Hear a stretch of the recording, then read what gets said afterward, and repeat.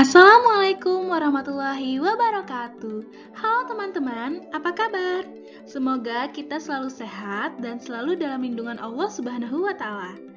Teman-teman, jangan lupa ya untuk selalu mengikuti protokol kesehatan, di antaranya menggunakan masker, mencuci tangan dengan sabun, serta social distancing. Pada video kali ini yang akan berbagi ilmu adalah kakak saya. Kira-kira tentang apa ya? Sebelum kita memulai, saya akan memperkenalkan beliau terlebih dahulu, karena ada pepatah yang mengatakan, tak kenal maka tak sayang. Hello sis, how are you?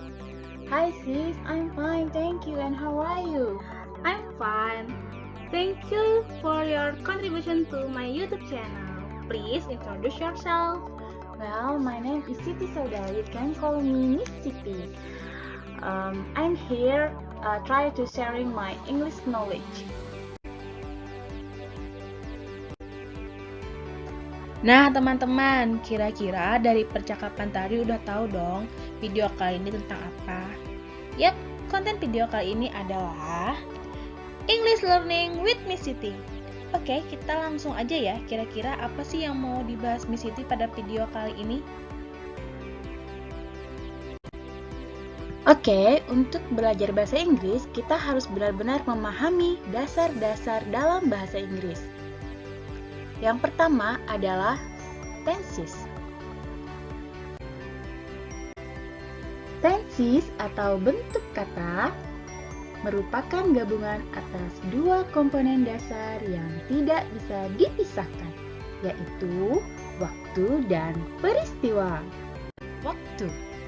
Dalam tenses, waktu itu ada present atau sekarang, past atau masa lalu, future atau masa yang akan datang, past future atau rencana di masa lalu. Peristiwa. Peristiwa dalam tenses ada simple atau aktivitas sederhana, continuous atau aktivitas yang sedang berlangsung, perfect atau aktivitas yang telah usai, dan perfect continuous atau aktivitas yang sedang berlangsung dengan durasi waktu. Dan berikut rangkuman 16 tenses yang harus kita kuasai untuk belajar bahasa Inggris. Di sini kita ambil contoh, waktunya adalah present dan kejadiannya adalah simple, maka rumus yang digunakan adalah verb 1 atau kata kerja pertama. Contoh lainnya, kita ambil waktunya adalah past dan kejadiannya adalah continuous, maka rumus yang digunakan adalah was atau were plus verb ing. Nah, inilah contoh-contoh penggunaan tenses dalam kalimat. Even, kita ambil simple, present untuk waktunya, maka I eat. Present continuous-nya adalah I'm eating. Present perfect, I have eaten. Present perfect continuous, I have been eating. Untuk past simple, I ate. Past continuous, I was eating. Past perfect, I had eaten. Past perfect continuous, I had been eating. Future simple-nya, I will eat. Future continuous, I will be eating. Future perfect, I will have eaten. Future perfect continuous, I will have been eating. Dan untuk past future simple, I would eat. Past future continuous, I would be eating. Past future perfect, I would have eaten. Past future perfect continuous, I would have been eating. Dan untuk penjelasan lebih detail tentang tenses akan kita bahas satu persatu pada pertemuan selanjutnya. Untuk dasar bahasa Inggris yang kedua adalah listening atau mendengarkan.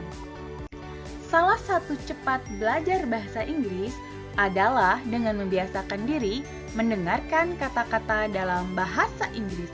Semakin kamu familiar dengan kosakata yang didengarkan, maka akan semakin mudah juga kamu mempelajarinya.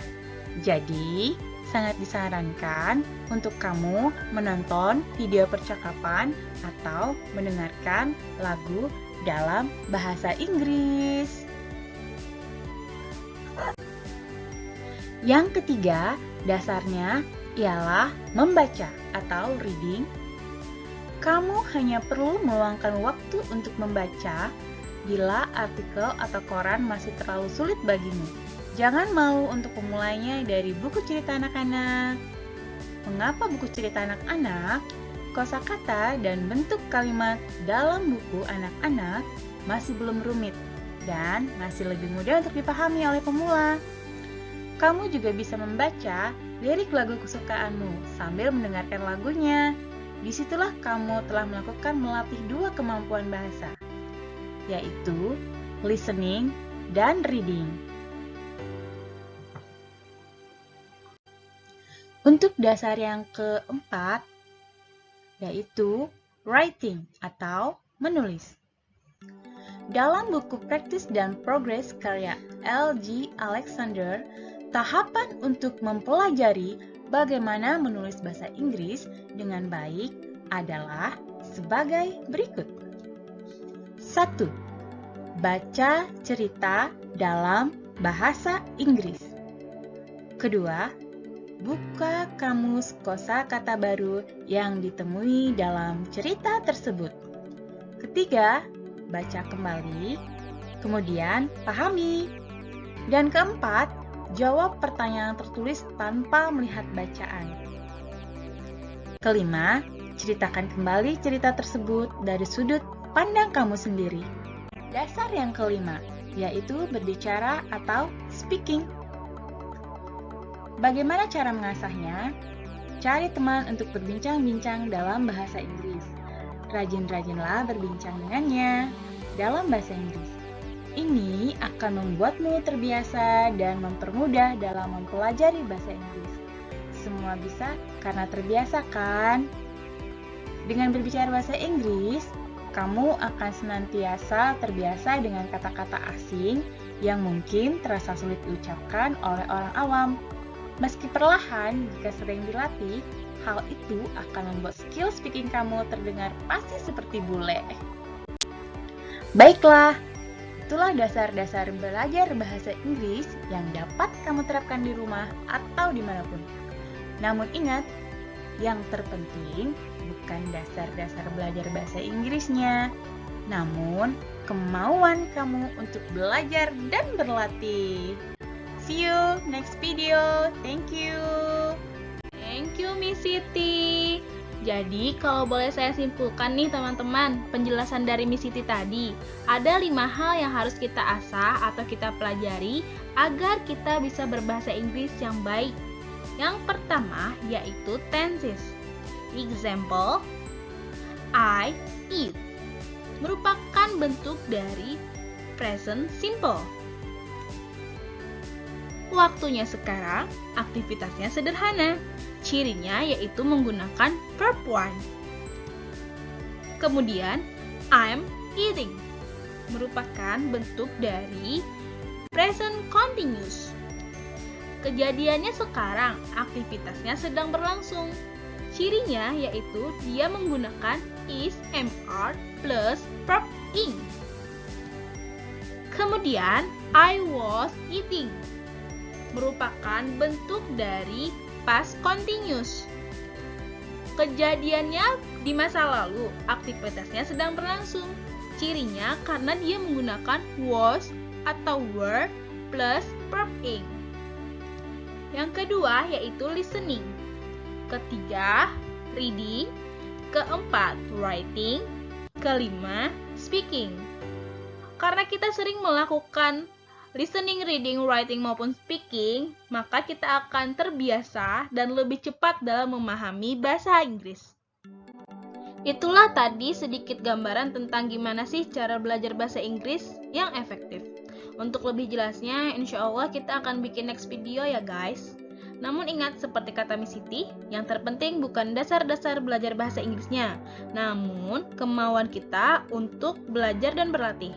Apabila teman-teman berminat untuk English course bersama Miss Siti, kalian bisa hubungi kontak yang ada di kolom deskripsi ya guys. Sampai berjumpa lagi di video selanjutnya. Wassalamualaikum warahmatullahi wabarakatuh. Bye-bye.